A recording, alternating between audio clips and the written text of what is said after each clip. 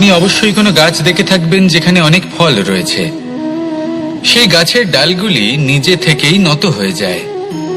কেন?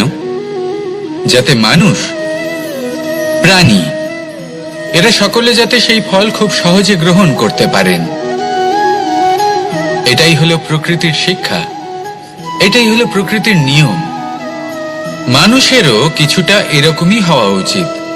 যদি আপনি সাফল্যের চরম সীমায় পৌঁছে যান, অনেক বেশি ধন অর্জন করে ফেলেন, তখন মনে রাখবেন যে আপনি যেন অহংকারী না হয়ে পড়েন।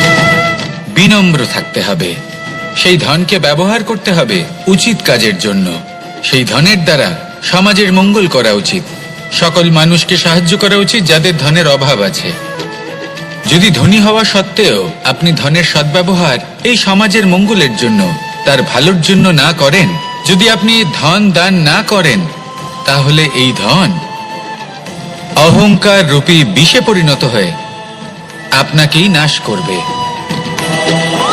তাই ফলে ভরা গাছের মতো নত হয়ে থাকুন, বিনম্র হয়ে থাকুন। কখনো কখনো এমন সময় আসবে যখন আমাদের আপনজনের থেকে সাহায্য চাইতে হয়। আমরা সাহায্য চাই আর তারা সাহায্য করেও দেন, আমাদের সংকট থেকে মুক্তও করে দেন। কিন্তু যখন এই সময় বদলে যায়, যখন সুখের সময় আমাদের জীবনে আসে, তখন আমাদের মনে একটা অহংবোধ জেগে ওঠে। মনে হয় উপকার আবার কি, সেই ব্যক্তি সাহায্য করেছিলেন তাতে কি, উনি তো নিজের কর্তব্য পালন করছিলেন। সেই ব্যক্তি আমাদের ধন দিয়েছিলেন যখন প্রয়োজন ছিল, তো আমরা সেই ধন তো ফিরিয়ে দিয়েছি, উপকার কিসের? এই ভাবনা অনুচিত। যদি কোনো ব্যক্তি আপনাকে সাহায্য করে থাকে যখন কেউ করেনি, যখন আপনার সবথেকে বেশি প্রয়োজন ছিল, সেই সাহায্য অমূল্য, আর সেটা উপকারী বটে। যদি কেউ উপকার করেন, তাহলে বিনম্র চিত্তে ভালোবেসে আজীবন তার উপকারের প্রতি কৃতজ্ঞ থাকুন। কারণ সত্যি কথা বলতে এই সংসারে উপকার করার মতো ব্যক্তি খুব কম রয়েছেন, আর উপকারের কথা মনে রাখেন এমন কৃতজ্ঞ ব্যক্তি আরো কম। সেই জন্য জীবনে কৃতজ্ঞ থাকুন আর আমার সাথে ভালোবেসে বলুন, রাধা রাধা। এবার ধরুন আমাকে দ্বারকা থেকে হস্তিনাপুর যেতে হবে, আর পথে আমি প্রত্যেকটা এমন স্থানে দাঁড়াচ্ছি যেখানে আমার মন আপ্লুত করার মতো কোনো দৃশ্য দেখতে পাচ্ছি, বা কোনো ব্যক্তিকে দেখতে পাচ্ছি, বা কোনো প্রসঙ্গ দেখতে পাচ্ছি, বা কোনো নাটক দেখতে পাচ্ছি। তাহলে কি আমি কখনো হস্তিনাপুরে উচিত সময়ে পৌঁছতে পারবো? কখনোই নয়। মানুষকেও ঠিক এই কথাটাই মাথায় রাখতে হবে। মানুষ মনের মধ্যে একটা লক্ষ্য স্থির করেন, সেই পথে অগ্রসর হয়ে পড়েন। এবার সেই পথে এগোতে এগোতে অনেক মানুষজন, অনেক ঘটনা, অনেক সমস্যা চলে আসে, যার ফলে তার মন বিচলিত হয়ে পড়ে। যদি মন বিচলিত হয়ে যায়, তাহলে লক্ষ্যের প্রতি কিভাবে একাগ্রচিত্ত হবেন? সেই জন্য অত্যন্ত আবশ্যক যে আপনি সময়ের সদ্ব্যবহার করুন সেই পথে চলার জন্য। সেই পথে সামনে এগোতে থাকুন, চোখ থাকবে শুধু লক্ষ্যের দিকে। যখনই আপনি বুঝবেন যে আপনি লক্ষ্যভ্রষ্ট হচ্ছেন, আবার সেই পথে নিজেকে টেনে আনুন। ঠিক এইভাবেই এগোতে থাকুন, সাফল্যের শিখরে গিয়ে পৌঁছুন, আর সেখানে গিয়ে আনন্দের সাথে উচ্চ স্বরে বলুন, রাধা রাধা। এগুলো হলো নিম পাতা। যদি এগুলো চেখে দেখেন, তাহলে মুখ বিকৃত হবে। এগুলো কি তেতো খেতে, হে নারায়ণ! এর থেকে বেশি তিক্ত সংসারে আর কিছুই হতে পারে না। হয়তো আপনি এগুলো ফেলেও দেবেন, কিন্তু যদি এই স্বাদের ঊর্ধ্বে উঠে এই নিমের বিষয়ে আপনারা জানতে চেষ্টা করেন, তাহলে আপনি জানতে পারবেন যে এই নিম কতটা বেশি গুরুত্বপূর্ণ, কত গুরুত্বপূর্ণ ওষুধ, আর আমাদের শরীরের জন্য কতটা বেশি লাভজনক। এই নিম, এর মধ্যে অনেক রোগের উপশম নিহিত রয়েছে। এবার জীবনে আমরা বিভিন্ন মানুষের সাথে পরিচিত হই, নেত্র দ্বারা তাদের দেখি, কিন্তু তাদের আমরা খুব একটা পছন্দ করি না। সেক্ষেত্রে আমাদের কি করা উচিত? অন্তর মন দিয়ে তাদের দেখা উচিত। ওনাদের রূপ রং নয়, ওনাদের ব্যবহার, ওনাদের গুণাবলী দেখা উচিত। কারণ হতে পারে ঠিক যেমন নিম পাতা বাস্তবে খুব তেতো কিন্তু আমাদের শরীরের পক্ষে লাভজনক, সেইভাবেই এইসব মানুষ যাদের দেখলে আমাদের ভালো লাগে না, যাদের রূপ রং আমাদের পছন্দ হয় না, হয়তো সেই মানুষগুলোই আমাদের জীবনকে পূর্ণরূপে পাল্টে দিতে পারেন। হতে পারে তাদের মধ্যে এমন ক্ষমতা রয়েছে, আমাদের সুখ, শান্তি, প্রেরণা প্রদান করতে পারেন, আমাদের দুঃখ হরণ করতে পারেন, আমাদের পথ দেখাতে পারেন। সেই জন্য যখনই কোনো ব্যক্তিকে দেখবেন, চর্মচক্ষু নয় অন্তর্মন দিয়ে দেখবেন, রূপ রং নয় গুণাবলী দেখবেন, মানুষকে আরো ভালোভাবে বুঝতে পারবেন, আর এই মন প্রসন্ন হয়ে বলবে, রাধা। আমি দ্বারকাধীশ এবং আমার সভাতে বিভিন্ন সময় বিভিন্ন ধরনের মানুষ আসেন, নিজেদের দাবি নিয়ে, নিজেদের ইচ্ছে নিয়ে। কখনো কেউ ভোজন চান, আবার কখনো কেউ ওষুধ, কখনো কেউ বস্তু চান, কেউ আবার চান বস্ত্র, কারোর জ্ঞান চাই, কারোর ধন চাই, আবার কারোর বাসস্থান। অনেক সময় আমি এই অনুরোধ, এই ইচ্ছে পূর্ণ করি না। এবার আপনি এটা ভাবতেই পারেন যে কৃষ্ণ তো তাহলে লোভী, ওর কাছে তো সবকিছুই রয়েছে, তারপরেও সে নিজের প্রজার ইচ্ছে পূর্ণ করে না, তাদের সমস্যাগুলি বুঝতে পারে না, তাদের সুখ স্বাচ্ছন্দ্য প্রদান করে না। আসল সত্য হলো এটাই যে কোনো সবল ব্যক্তি, যে কোনো গৃহস্থ ব্যক্তি যে কাজ করতে সক্ষম, তার পরিশ্রম দ্বারাই নিজের প্রয়োজনগুলি এবং ইচ্ছেগুলি পূরণ করা উচিত। এটা অত্যন্ত প্রয়োজনীয়, আর এগুলো তিনি করতে পারেন শিল্প, ব্যবসা, আচরণ অথবা জ্ঞানের ভিত্তিতে। এই পথে চলতে হবে, পরিশ্রম করতে হবে, তবেই সে কিছু অর্জন করতে পারবে। এবার এমন কোনো ব্যক্তি যার এই সব কিছুতে কোনো রুচি নেই, যে কিছুই করতে চায় না, সে কিছুই অর্জন করতে পারবে না। এবার এরকম কোনো ব্যক্তিকে যদি আমি কোনো বস্তু প্রদান করি, তাহলে কি হবে? সে পরাধীন হয়ে যাবে, আর সেটা উচিত হবে না। তাহলে কি করা উচিত? তাকে পথ দেখানো, তাকে বোঝাতে হবে যে কোন পথে চলে তুমি নিজের লক্ষ্য প্রাপ্ত করতে পারবে। শিল্প, জ্ঞান, আচরণ এবং ব্যবসা, এই পথে কিভাবে চলে সেটা শেখাতে হবে, আর আমি সেটাই করি। তার ফলে কি হয়? ব্যক্তি স্বাধীন হয়ে যায়, সংসারে সে যা চাইবে তাই প্রাপ্ত করতে পারবে, কখনো কারোর থেকে কিছু চাইবার প্রয়োজন পড়বেই না। এই কথাটা সবসময় মনে রাখবেন। যখনই দান করবেন তা ভাবনা চিন্তা করে এমন ভাবে দান করবেন যাতে সামনের ব্যক্তি স্বাধীন হতে পারেন, পরাধীন নয়। আসুন আমার সাথে ভালোবেসে বলুন, রাধা রাধা।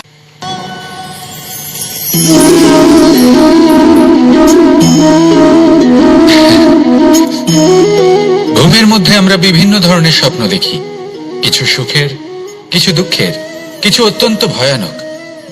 কিন্তু সত্যি কথা বলতে এর উপর আমাদের কোনো নিয়ন্ত্রণ নেই। কিন্তু আমি এমনও কিছু ব্যক্তিকে দেখেছি যারা খোলা চোখে স্বপ্ন দেখেন এবং তা যাপন করেন। নিজেদের একটা আলাদা স্বপ্নের নগরী আছে ওনাদের, সেখানেই জীবন যাপন করেন। আসল বাস্তবটা কি তাতে ওনাদের কিছুই যায় আসে না। এমন কিছু মানুষ আছেন যাদের কাছে বিন্দুমাত্র জ্ঞান নেই, সে না হয় ঠিক আছে, কিন্তু জ্ঞান এমন ভাবে প্রদান করবেন যে মনে হবে সংসারের সমস্ত জ্ঞান তাদের কাছেই রয়েছে। এমন কিছু মানুষ আছেন যারা ভালোবাসতে জানেন না, আর তাও আমি মেনে নিলাম, কিন্তু কথা এমন ভাবে বলবেন তাতে মনে হবে যেন প্রেমের বিষয়ে সবকিছু শুধুমাত্র ইনিই জানেন। এবার আমি এমন কথা অবশ্যই বলছি না যে আপনি এরকম করেন, কিন্তু যদি কোনো ব্যক্তি এরকম করেন তাহলে তার এটা মাথায় রাখা উচিত যে সেই ব্যক্তি অন্য কারোর সাথে নয়, নিজের সাথে অনুচিত করছেন। কারণ এমন কাজ করে উনি নিজের দোষ, নিজের অপগুণ সংসারের কাছে নয়, নিজের কাছে লুকোচ্ছেন। আপনি যদি নিজেকে বুঝতে না পারেন, সম্পূর্ণরূপে নিজেকে আকলন না করেন, নিজের অপগুণ, নিজের দোষ পূর্ণরূপে না বুঝতে পারেন, তাহলে এটা কি করে বুঝবেন যে নিজেকে কিভাবে শুধরে নিতে হবে? আপনাকে নিজের সত্য স্বীকার করতেই হবে, তারপরেই আপনি নিজেকে পরিবর্তন করতে পারবেন। তাহলে স্বপ্নে নয়, বাস্তবে বাঁচুন। বিগত দিনের কিছু কথা মনে পড়ে গেল। এক অদ্ভুত ঘটনা যা অমূল্য শিক্ষা দিয়ে যেতে পারে। বিষয় হলো যক্ষের সাথে যুধিষ্ঠিরের কথোপকথন। একবার যক্ষ যুধিষ্ঠিরকে জিজ্ঞেস করলেন, ওনাকে বললেন যে আমার কিছু প্রশ্নের উত্তর যদি আপনি দিতে পারেন তাহলে আমি আপনার বাকি ভ্রাতাগণকে আবার জীবিত করে তুলব। সেগুলোর মধ্যে খুব গুরুত্বপূর্ণ আর কঠিন একটা প্রশ্ন ছিল, এই সংসারের সব থেকে শ্রেষ্ঠ আশ্চর্য কোনটি? এই প্রশ্ন আমি আপনাকে জিজ্ঞেস করছি। এবার কেউ বলবেন স্বর্ণ দ্বারা নির্মিত লঙ্কা, এটি হলো সংসারের সব থেকে বড় আশ্চর্য। কেউ বলবেন বরফে ঢাকা সেই পর্বত যা আকাশ স্পর্শ করে। কেউ বলবেন সেই সমুদ্র যার গভীরতা মাপা অসম্ভব ব্যাপার। কেউ বলবেন সেই বায়ু যা আমরা দেখতে পাই না কিন্তু তা আমাদের জীবন দান করে। সংসারের সব থেকে বড় আশ্চর্য কি, সেই প্রশ্নের উত্তর যুধিষ্ঠির দিয়েছিলেন, আর তা ছিল শ্রেষ্ঠ উত্তর এবং উচিত। উনি বলেছিলেন যে সংসারে প্রতিদিন কোনো ব্যক্তি জন্ম লাভ করেন আর কোনো ব্যক্তি মৃত্যুও লাভ করেন। এবার এই কথাটা সবাই জানেন, সবাই বোঝেন যে যখন জন্মেছি তখন কোনো একদিন আমিও অবশ্যই মৃত্যু লাভ করব। এবার যখন এই কথা প্রত্যেকটা মানুষ জানেন, তখন কেন প্রত্যেক মানুষ এই চিন্তায় থাকেন, এই নিয়ে কষ্ট পান, এই নিয়ে ব্যাকুল হয়ে থাকেন যে উনি একদিন মৃত্যু লাভ করবেন, তার থেকে দূরে পালাতে চেষ্টা করেন? বলেন যে আমি মৃত্যু লাভ করতে চাই না। কেন? যেখানে কোনো না কোনো দিন এটা অবশ্যই হবে। এ হলো ব্রহ্ম সত্য। এই যে ব্যাকুলতা, এই ভয়, এই যন্ত্রণা, এই চিন্তা তার মনকে বাঁচতেই দেয় না, এই জীবন অনুভবই করতে দেয় না। সেই জন্য এই চিন্তা, ব্যাকুলতা, ভয় এসবের কি লাভ? কোনো লাভ নেই। সেই জন্য যতক্ষণ জীবনযাপন করছেন প্রত্যেক মুহূর্ত যেন শ্রেষ্ঠ হয়, আনন্দময় হয়, প্রেমের দ্বারা পরিপূর্ণ হয়, সেই চেষ্টা করুন। চেষ্টা করুন যাতে আপনি যে কাজ করছেন তার দ্বারা যেন অন্যের মঙ্গল হয়। এই প্রচেষ্টাই আপনার জীবনকে প্রসন্নতা আর প্রেম দ্বারা ভরিয়ে তুলবে। এই মন সুপ্রসন্ন হয়ে বলবে রাধা রাধা। এবার যদি আপনাকে জিজ্ঞেস করা হয় যে সব থেকে বেশি শক্তির অনুভব কোথা থেকে করা সম্ভব, তখন কেউ কেউ বলবেন পুষ্টিকর আহার গ্রহণ করলে, ব্যায়াম করলে। কেউ বলবেন ধন লাভ করলে, বন্ধুদের থেকে, পরিবারের থেকে, আদি ইত্যাদি। এইভাবে আপনি শক্তির অনুভব অবশ্যই করতে পারেন, কিন্তু সব থেকে বেশি শক্তির অনুভব যদি আপনি করতে চান তাহলে তা পাবেন শুধু একতার দ্বারা, সংগঠনের দ্বারা। যদি আপনাকে উদাহরণ দিই, নিজের এই হাতটাকে দেখুন, 5টা আঙুল রয়েছে। কোনো একটা বস্তুকে নিজের একটা আঙুল দ্বারা তুলে ধরার চেষ্টা করে দেখুন, বড়ই কষ্ট হবে। তখন আপনি বুঝতে পারবেন যখন এই 5টি আঙুল একত্রিত হয় তখন কোনো কাজ কতটা সহজ হতে পারে। এটাই হলো শক্তি, একতার। সব থেকে ভালো উদাহরণ যদি আপনাকে দিই তাহলে বাঁশি। এই বাঁশি থেকে অত্যন্ত মধুর সুর নির্গত হয় যা সবার মন প্রসন্ন করে দেয়। এই কথা সত্যি, কিন্তু এই বাঁশি আমি একটা বা দুটো আঙুল দিয়ে বাজাতে পারবো না। আমাকে প্রত্যেকটা আঙুল ব্যবহার করতেই হবে, তবেই এর থেকে মধুর সুর নির্গত হবে যা সকলকে প্রসন্ন করবে, ঠিক কিনা? ঠিক এইভাবেই যদি আপনি চান যে আপনার জীবনরূপী বাঁশি থেকেও মধুর সুর নির্গত হোক বা সবার মনকে প্রসন্ন করে তুলুক, তাহলে আপনাকেও জীবনে একতা নিয়ে আসতেই হবে। আপনি একাও কর্ম করতে পারেন, পথ চলতেও পারেন, সামনেও এগোতে পারেন, সাফল্যও লাভ করতে পারেন। কিন্তু যখন সকলে একসাথে এগোবেন, সেই পথে চলবেন, সেই কর্মই করবেন, তখন লক্ষ্যে অবশ্যই পৌঁছবেন, সাফল্য অবশ্যই লাভ করবেন। কিন্তু সেই সাফল্য এবং তার আনন্দর সংমিশ্রণটাই একটু অন্যরকম হবে। তাই জীবনে ঐক্যবদ্ধ হন, একসাথে মিলে এগোতে থাকুন, আর আমার সাথে ভালোবেসে বলুন রাধা রাধা। 2 ধরনের আবেগ রয়েছে যার কোনো মূল্য নেই। আমার কথার অর্থ এটা নয় যে এদের কোনো গুরুত্ব নেই, গুরুত্ব যথেষ্টই রয়েছে, শুধু এদের জন্য আপনাকে কোনো মূল্য দিতে হয় না। প্রথম আবেগ হলো আনন্দ, প্রসন্নতা। এটা আপনি যে কোনো জায়গায় খুঁজে পেতে পারেন যদি আপনি খুঁজে পেতে চান। আপনি কোনো পুষ্পের সৌন্দর্য দেখে প্রসন্ন হতে পারেন। বায়ুর কারণে যখন একটি বৃক্ষ শিহরিত হয় সেটা দেখে আপনি প্রসন্ন হতে পারেন। একটা ছোট্ট শিশুর কলরব শুনেও আপনি প্রসন্ন হতে পারেন। একটা ক্রন্দনরত বালককে হাসিয়ে আপনি প্রসন্ন হতে পারেন। সবকিছু আপনার উপর নির্ভরশীল। সেখানে আরেকটি আবেগ হলো দুশ্চিন্তা। মানুষ বড়ই দুশ্চিন্তা করতে থাকে। আজ আমি এই কাজ করেছি, সেই বিষয়ে চিন্তা। আজ আমি এই কাজ করতে পারিনি, সেই বিষয়ে চিন্তা। কাল আমাকে এই কাজ করতে হবে, সেই নিয়ে চিন্তা। আমি কি সেই কাজটা করতে পারবো, সেই বিষয়েও দুশ্চিন্তা।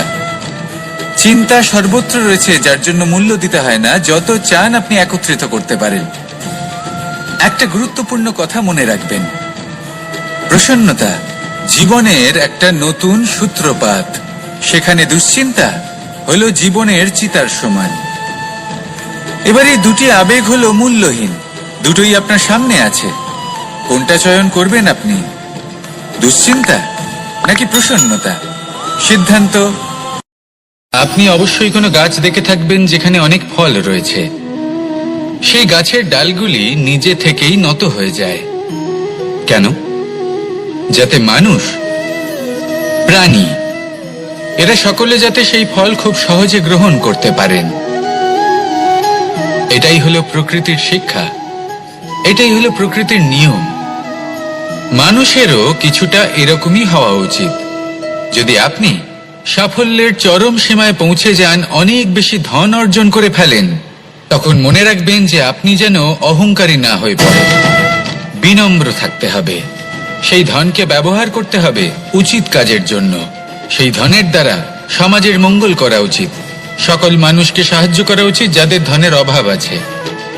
যদি ধনী হওয়া সত্ত্বেও আপনি ধনের সদ্ব্যবহার এই সমাজের মঙ্গলের জন্য, তার ভালোর জন্য না করেন, যদি আপনি ধন দান না করেন, তাহলে এই ধন অহংকার রূপী বিষে পরিণত হয়ে আপনাকেই নাশ করবে। তাই ফলে ভরা গাছের মতো নত হয়ে থাকুন, বিনম্র হয়ে থাকুন। কখনো কখনো এমন সময় আসবে যখন আমাদের আপনজনের থেকে সাহায্য চাইতে হয়। আমরা সাহায্য চাই আর তারা সাহায্য করেও দেন, আমাদের সংকট থেকে মুক্তও করে দেন। কিন্তু যখন এই সময় বদলে যায়, যখন সুখের সময় আমাদের জীবনে আসে, তখন আমাদের মনে একটা অহংবোধ জেগে ওঠে।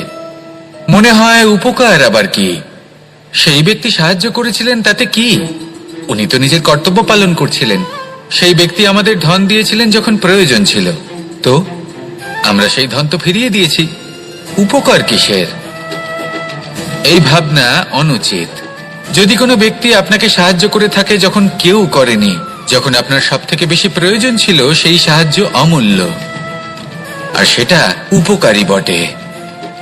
যদি কেউ উপকার করেন, তাহলে বিনম্র চিত্তে ভালোবেসে আজীবন তার উপকারের প্রতি কৃতজ্ঞ থাকুন। কারণ সত্যি কথা বলতে এই সংসারে উপকার করার মতো ব্যক্তি খুব কম রয়েছেন, আর উপকারীর কথা মনে রাখেন এমন কৃতজ্ঞ ব্যক্তি আরো কম।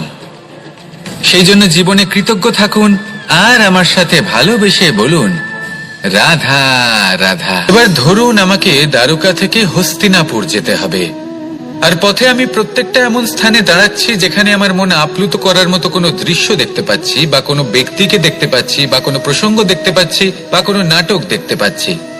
তাহলে কি আমি কখনো হস্তিনাপুরে উচিত সময়ে পৌঁছতে পারবো? কখনোই নয়। মানুষকেও ঠিক এই কথাটাই মাথায় রাখতে হবে। মানুষ মনের মধ্যে একটা লক্ষ্য স্থির করেন, সেই পথে অগ্রসর হয়ে পড়েন।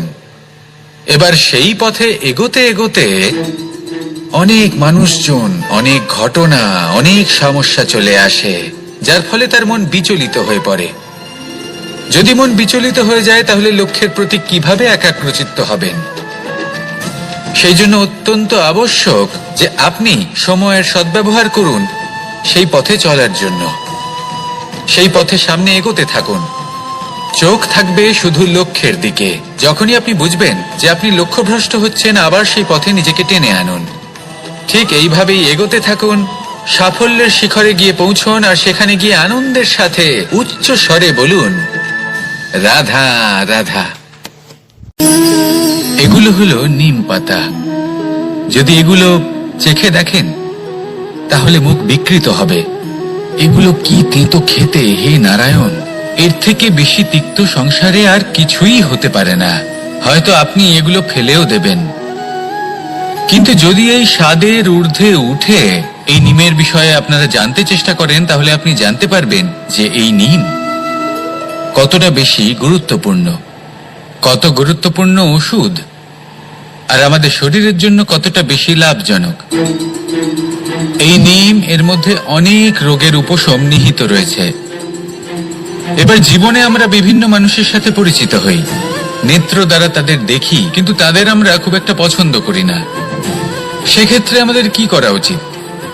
অন্তর মন দিয়ে তাদের দেখা উচিত। ওনাদের রূপ রং নয়, ওনাদের ব্যবহার, ওনাদের গুণাবলী দেখা উচিত। কারণ হতে পারে ঠিক যেমন নিম পাতা বাস্তবে খুব তেতো কিন্তু আমাদের শরীরের পক্ষে লাভজনক, সেইভাবেই এইসব মানুষ যাদের দেখলে আমাদের ভালো লাগে না, যাদের রূপ রং আমাদের পছন্দ হয় না, হয়তো সেই মানুষগুলোই আমাদের জীবনকে পূর্ণরূপে পাল্টে দিতে পারেন। হতে পারে তাদের মধ্যে এমন ক্ষমতা রয়েছে, আমাদের সুখ, শান্তি, প্রেরণা প্রদান করতে পারেন, আমাদের দুঃখ হরণ করতে পারেন, আমাদের পথ দেখাতে পারেন। সেই জন্য যখনই কোনো ব্যক্তিকে দেখবেন, চর্মচক্ষু নয় অন্তর্মন দিয়ে দেখবেন, রূপ রং নয় গুণাবলী দেখবেন। মানুষকে আরো ভালোভাবে বুঝতে পারবেন, আর এই মন প্রসন্ন হয়ে বলবে রাধা। আমি দ্বারকাধীশ এবং আমার সভাতে বিভিন্ন সময় বিভিন্ন ধরনের মানুষ আসেন, নিজেদের দাবি নিয়ে, নিজেদের ইচ্ছে নিয়ে। কখনো কেউ ভোজন চান, আবার কখনো কেউ ওষুধ, কখনো কেউ বস্তু চান, কেউ আবার চান বস্ত্র। কারোর জ্ঞান চাই, কারোর ধন চাই, আবার কারোর বাসস্থান। অনেক সময় আমি এই অনুরোধ, এই ইচ্ছে পূর্ণ করি না। এবার আপনি এটা ভাবতেই পারেন যে কৃষ্ণ তো তাহলে লোভী, ওর কাছে তো সবকিছুই রয়েছে, তারপরেও সে নিজের প্রজার ইচ্ছে পূর্ণ করে না, তাদের সমস্যাগুলি বুঝতে পারে না, তাদের সুখ স্বাচ্ছন্দ্য প্রদান করে না। আসল সত্য হলো এটাই যে কোনো সবল ব্যক্তি, যে কোনো গৃহস্থ ব্যক্তি যে কাজ করতে সক্ষম, তার পরিশ্রম দ্বারাই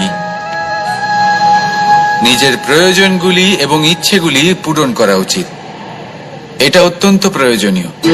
আর এগুলো তিনি করতে পারেন শিল্প, ব্যবসা, আচরণ অথবা জ্ঞানের ভিত্তিতে। এই পথে চলতে হবে, পরিশ্রম করতে হবে, তবেই সে কিছু অর্জন করতে পারবে। এবার এমন কোনো ব্যক্তি যার এই সব কিছুতে কোনো রুচি নেই, যে কিছুই করতে চায় না, সে কিছুই অর্জন করতে পারবে না। এবার এরকম কোনো ব্যক্তিকে যদি আমি কোনো বস্তু প্রদান করি, তাহলে কি হবে? সে পরাধীন হয়ে যাবে, আর সেটা উচিত হবে না। তাহলে কি করা উচিত? তাকে পথ দেখানো, তাকে বোঝাতে হবে যে কোন পথে চলে তুমি নিজের লক্ষ্য প্রাপ্ত করতে পারবে। শিল্প, জ্ঞান, আচরণ এবং ব্যবসা, এই পথে কিভাবে চলে সেটা শেখাতে হবে। আর আমি সেটাই করি। তার ফলে কি হয়? ব্যক্তি স্বাধীন হয়ে যায়। সংসারে সে যা চাইবে তাই প্রাপ্ত করতে পারবে, কখনো কারোর থেকে কিছু চাইবার প্রয়োজন পড়বেই না। এই কথাটা সবসময় মনে রাখবেন। যখনই দান করবেন তা ভাবনা চিন্তা করে এমন ভাবে দান করবেন যাতে সামনের ব্যক্তি স্বাধীন হতে পারেন, পরাধীন নয়। আসুন আমার সাথে ভালোবেসে বলুন রাধা রাধা।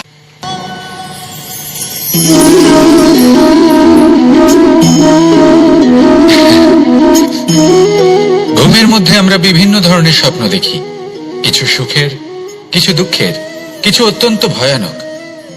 কিন্তু সত্যি কথা বলতে এর উপর আমাদের কোনো নিয়ন্ত্রণ নেই। কিন্তু আমি এমনও কিছু ব্যক্তিকে দেখেছি যারা খোলা চোখে স্বপ্ন দেখেন এবং তা যাপন করেন। নিজেদের একটা আলাদা স্বপ্ন নগরী আছে ওনাদের, সেখানেই জীবন যাপন করেন। আসল বাস্তবটা কি তাতে ওনাদের কিছুই যায় আসে না। এমন কিছু মানুষ আছেন যাদের কাছে বিন্দুমাত্র জ্ঞান নেই, সে না হয় ঠিক আছে, কিন্তু জ্ঞান এমন ভাবে প্রদান করবেন যে মনে হবে সংসারের সমস্ত জ্ঞান তাদের কাছেই রয়েছে। এমন কিছু মানুষ আছেন যারা ভালোবাসতে জানেন না, আর তাও আমি মেনে নিলাম। কিন্তু কথা এমন ভাবে বলবেন তাতে মনে হবে যেন প্রেমের বিষয়ে সবকিছু শুধুমাত্র ইনিই জানেন। এবার আমি এমন কথা অবশ্যই বলছি না যে আপনি এরকম করেন, কিন্তু যদি কোনো ব্যক্তি এরকম করেন তাহলে তার এটা মাথায় রাখা উচিত যে সেই ব্যক্তি অন্য কারোর সাথে নয়, নিজের সাথে অনুচিত করছেন। কারণ এমন কাজ করে উনি নিজের দোষ, নিজের অপগুণ সংসারের কাছে নয়, নিজের কাছে লুকোচ্ছেন।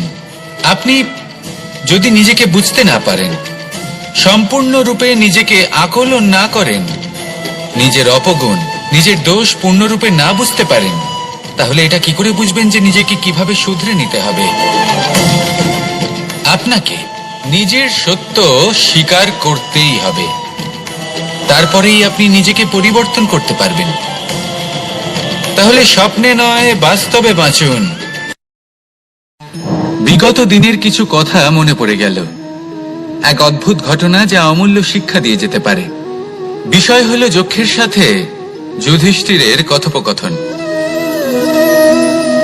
একবার যক্ষ যুধিষ্ঠিরকে জিজ্ঞেস করলেন, ওনাকে বললেন যে আমার কিছু প্রশ্নের উত্তর যদি আপনি দিতে পারেন তাহলে আমি আপনার বাকি ভ্রাতাগণকে আবার জীবিত করে তুলব। সেগুলোর মধ্যে খুব গুরুত্বপূর্ণ আর কঠিন একটা প্রশ্ন ছিল, এই সংসারে সব থেকে শ্রেষ্ঠ আশ্চর্য কোনটি? এই প্রশ্ন আমি আপনাকে জিজ্ঞেস করছি। এবার কেউ বলবেন স্বর্ণ দ্বারা নির্মিত লঙ্কা, এটি হলো সংসারের সব থেকে বড় আশ্চর্য। কেউ বলবেন বরফে ঢাকা সেই পর্বত যা আকাশ স্পর্শ করে। কেউ বলবেন সেই সমুদ্র যার গভীরতা মাপা অসম্ভব ব্যাপার। কেউ বলবেন সেই বায়ু যা আমরা দেখতে পাই না, কিন্তু তা আমাদের জীবন দান করে। সংসারের সব থেকে বড় আশ্চর্য কি, সেই প্রশ্নের উত্তর যুধিষ্ঠির দিয়েছিলেন, আর তা ছিল শ্রেষ্ঠ উত্তর এবং উচিত। উনি বলেছিলেন যে সংসারে প্রতিদিন কোনো ব্যক্তি জন্ম লাভ করেন আর কোনো ব্যক্তি মৃত্যুও লাভ করেন। এবার এই কথাটা সবাই জানেন, সবাই বোঝেন যে যখন জন্মেছি তখন কোনো একদিন আমিও অবশ্যই মৃত্যু লাভ করব। এবার যখন এই কথা প্রত্যেকটা মানুষ জানেন, তখন কেন প্রত্যেক মানুষ এই চিন্তায় থাকেন, এই নিয়ে কষ্ট পান, এই নিয়ে ব্যাকুল হয়ে থাকেন যে উনি একদিন মৃত্যু লাভ করবেন, তার থেকে দূরে পালাতে চেষ্টা করেন? বলেন যে আমি মৃত্যু লাভ করতে চাই না। কেন? যেখানে কোনো না কোনো দিন এটা অবশ্যই হবে। এ হলো ব্রহ্ম সত্য। এই যে ব্যাকুলতা, এই ভয়, এই যন্ত্রণা, এই চিন্তা তার মনকে বাঁচতেই দেয় না, এই জীবন অনুভবই করতে দেয় না। সেই জন্য এই চিন্তা, ব্যাকুলতা, ভয় এসবের কি লাভ? কোনো লাভ নেই। সেই জন্য যতক্ষণ জীবনযাপন করছেন প্রত্যেক মুহূর্ত যেন শ্রেষ্ঠ হয়, আনন্দময় হয়, প্রেমের দ্বারা পরিপূর্ণ হয়, সেই চেষ্টা করুন। চেষ্টা করুন যাতে আপনি যে কাজ করছেন তার দ্বারা যেন অন্যের মঙ্গল হয়। এই প্রচেষ্টাই আপনার জীবনকে প্রসন্নতা আর প্রেম দ্বারা ভরিয়ে তুলবে। এই মন সুপ্রসন্ন হয়ে বলবে রাধা রাধা। এবার যদি আপনাকে জিজ্ঞেস করা হয় যে সব থেকে বেশি শক্তির অনুভব কোথা থেকে করা সম্ভব, তখন কেউ কেউ বলবেন পুষ্টিকর আহার গ্রহণ করলে, ব্যায়াম করলে। কেউ বলবেন ধন লাভ করলে, বন্ধুদের থেকে, পরিবারের থেকে, আদি ইত্যাদি। এইভাবে আপনি শক্তির অনুভব অবশ্যই করতে পারেন, কিন্তু সব থেকে বেশি শক্তির অনুভব যদি আপনি করতে চান তাহলে তা পাবেন শুধু একতার দ্বারা, সংগঠনের দ্বারা। যদি আপনাকে উদাহরণ দিই, নিজের এই হাতটাকে দেখুন, 5টা আঙুল রয়েছে। কোনো একটা বস্তুকে নিজের একটা আঙুল দ্বারা তুলে ধরার চেষ্টা করে দেখুন, বড়ই কষ্ট হবে। তখন আপনি বুঝতে পারবেন যখন এই 5টি আঙুল একত্রিত হয় তখন কোনো কাজ কতটা সহজ হতে পারে। এটাই হলো শক্তি, একতার। সব থেকে ভালো উদাহরণ যদি আপনাকে দিই তাহলে বাঁশি। এই বাঁশি থেকে অত্যন্ত মধুর সুর নির্গত হয় যা সবার মন প্রসন্ন করে দেয়। এই কথা সত্যি। কিন্তু এই বাঁশি আমি একটা বা দুটো আঙুল দিয়ে বাজাতে পারবো না, আমাকে প্রত্যেকটা আঙুল ব্যবহার করতেই হবে। তবেই এর থেকে মধুর সুর নির্গত হবে যা সকলকে প্রসন্ন করবে, ঠিক কিনা? ঠিক এইভাবেই যদি আপনি চান যে আপনার জীবনরূপী বাঁশি থেকেও মধুর সুর নির্গত হোক বা সবার মনকে প্রসন্ন করে তুলুক, তাহলে আপনাকেও জীবনে একতা নিয়ে আসতেই হবে। আপনি একাও কর্ম করতে পারেন, পথ চলতেও পারেন, সামনেও এগোতে পারেন, সাফল্যও লাভ করতে পারেন। কিন্তু যখন সকলে একসাথে এগোবেন, সেই পথে চলবেন, সেই কর্মই করবেন, তখন লক্ষ্যে অবশ্যই পৌঁছবেন, সাফল্য অবশ্যই লাভ করবেন। কিন্তু সেই সাফল্য এবং তার আনন্দর সংমিশ্রণটাই একটু অন্যরকম হবে। তাই জীবনে ঐক্যবদ্ধ হন, একসাথে মিলে এগোতে থাকুন, আর আমার সাথে ভালোবেসে বলুন, রাধা রাধা। দুই ধরনের আবেগ রয়েছে যার কোনো মূল্য নেই। আমার কথার অর্থ এটা নয় যে এদের কোনো গুরুত্ব নেই, গুরুত্ব যথেষ্টই রয়েছে, শুধু এদের জন্য আপনাকে কোনো মূল্য দিতে হয় না।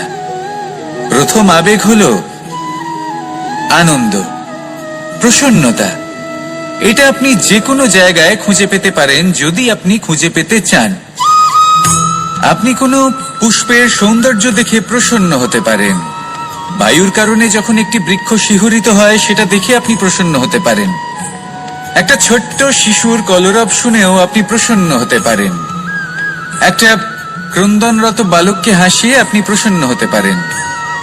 সবকিছু আপনার উপর নির্ভরশীল। সেখানে আরেকটি আবেগ হলো দুশ্চিন্তা।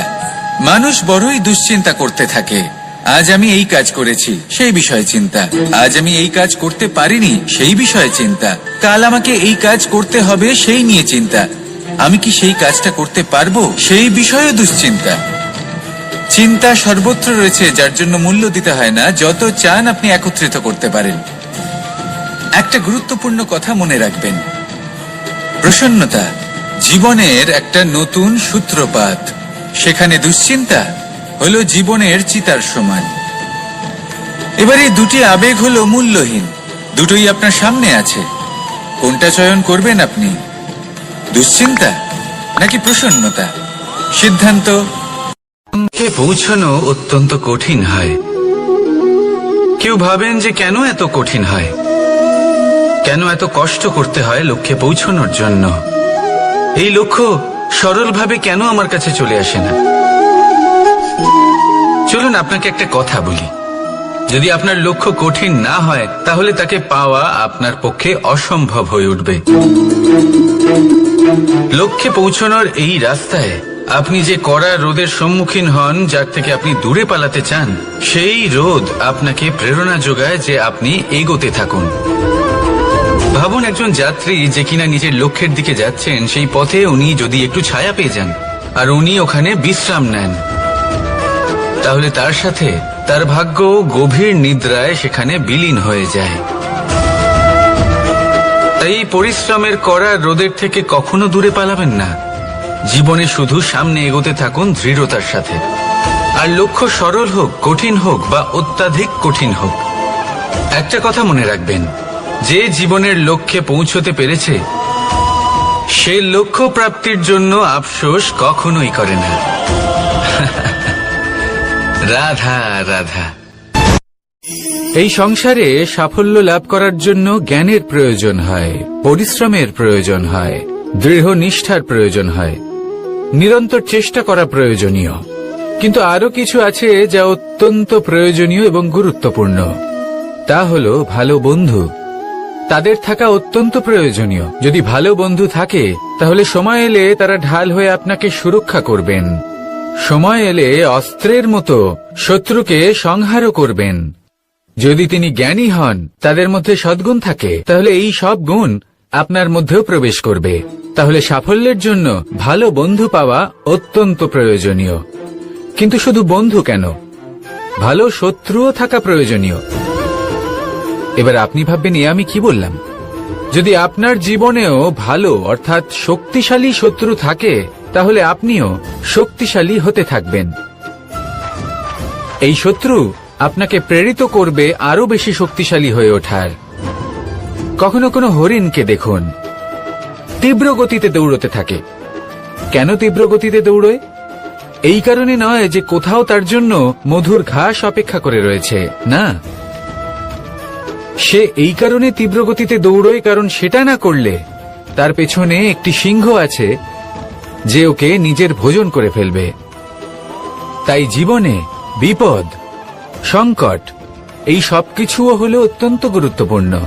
তার সম্মুখীন হতে শিখুন আর আমার সাথে ভালোবেসে বলুন, রাধা রাধা।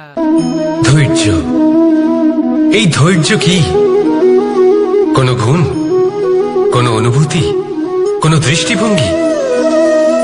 আমার জন্য ধৈর্য এক বাহন। আপনি হয়তো ভাবছেন এ কেমন বাহন? বাহন তো ঘোড়া হতে পারে, হাতি হতে পারে, উটও হতে পারে, কিন্তু ধৈর্যকে বাহন বানানো মানে? চলুন আপনাকে একটা কথা বোঝাই। পৃথিবীতে এমন কোনো বাহন নেই যে তার আরোহীকে আছড়ে ফেলেনি। সেটা উট হোক বা হাতি হোক বা ঘোড়া হোক, চলতে চলতে কখনো নড়বড় করেই বসে। তারপর সেই আরোহী পড়ে কারোর পায়, তারপর পড়ে তার নিজের নজরে। কিন্তু ধৈর্যরূপী বাহন কখনো কাউকে ফেলে না, কখনো না। না সেই আরোহী কারোর পায়ে পড়ে আর না তো নিজের নজরে। কারণ ধৈর্য আপনাকে বিবেক প্রদান করে, বিবেক আপনাকে পরিকল্পনায় সাহায্য করে, আর পরিকল্পনা প্রদান করে আপনাকে শক্তি, আপনার লক্ষ্যের দিকে অগ্রসর হওয়া। বুঝলেন?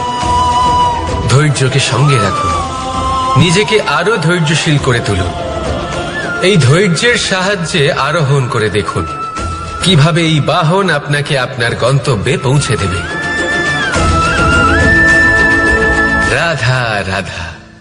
সংসারে এমন একটা ভ্রান্ত ধারণা রয়েছে যে সবকিছু ভাগ্যের দ্বারা পাওয়া যায়, কিন্তু ভাগ্য, প্রারব্ধ এ তো সকলের জন্যই সমান হয়। এটা তো ব্যক্তির উপরে নির্ভরশীল হয়, তার আকাঙ্ক্ষার উপরে নির্ভরশীল হয়, বাসনার উপরে নির্ভরশীল হয়, স্বভাবের উপরে নির্ভরশীল হয় যে উনি সেটা নিয়ে কি করেন। দেখুন, এই প্রসাদ কিন্তু সকলকেই দেওয়া হয়, কিন্তু তা গ্রহণ করবেন কিভাবে সেটা ব্যক্তির উপরে নির্ভর করে।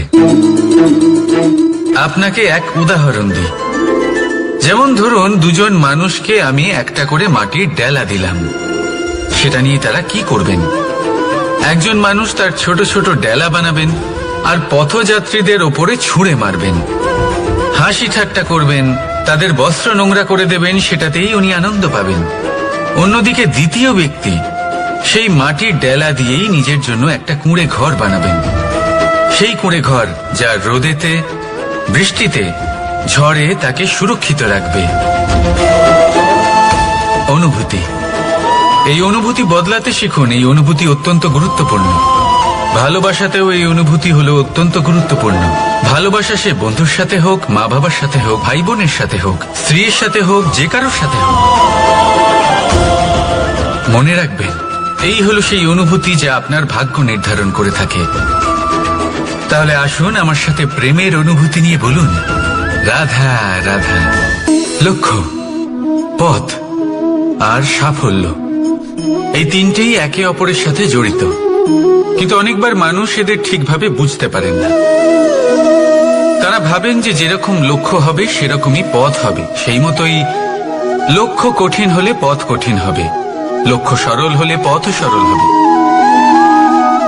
যদি আপনাকে আসল সত্যের সাথে অবগত করাই, তাহলে দেখবেন সবকিছুই এর উল্টো। লক্ষ্য নিজের পথ বানায় না, পথ সেটাই যেটা আপনি স্বয়ং নির্বাচন করে আপনি নিজে বানান। সেই অনুসারেই আপনি আপনার লক্ষ্যে পৌঁছতে পারবেন। সেই জন্য জীবনে যখনই লক্ষ্যে পৌঁছানোর পথের বিষয়ে আপনি কোনো সিদ্ধান্ত নেবেন, তাহলে তা ভেবে চিন্তে নেবেন, কারণ এই পথ অত্যন্ত গুরুত্বপূর্ণ। পথ যদি শুভ হয়, তাহলে লক্ষ্য আপনা থেকেই শুভ হয়ে যায়। তাহলে আসুন আমার সাথে ভালোবেসে বলুন, রাধা রাধা। ভাগ্য আর কর্ম, এই দুই এমন শব্দ যাকে ঘিরে সমগ্র সংসার। কেউ বলে আমার ভাগ্যে এটা ছিল না, যা পেলে আমার জীবন অন্যরকম হতো। কেউ বলে আমার গত জন্মের কর্ম নিশ্চয়ই এমন ছিল, যে কারণে এই জন্মে এরকম ভাগ্য পেয়েছি আমি। এই সব বাদ দিন আর একবার শান্ত চিত্তে ভাবুন।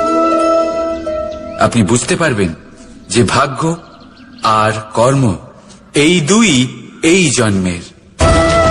তফাৎ শুধুমাত্র এটাই যে যদি ভাগ্যের কথা বলা হয় তাহলে আপনি এই ভাগ্যের থেকে যত বেশি আশা করবেন তত বেশি নিরাশ হবেন আপনি। কারণ এই আশা আপনাকে কর্ম করা থেকে আটকায়। যদি কথা বলা হয় কর্মের, তাহলে নিজের কর্মের প্রতি যত বিশ্বাস রাখবেন তত বেশি সফলতা আপনার কাছে আসবে। তাই একটা কথা মনে রাখবেন, ভাগ্য আপনার কর্ম নির্ধারণ করে না, কিন্তু আপনার কর্ম আপনার ভাগ্যকে অবশ্যই নির্ধারণ করে। রাধা রাধা।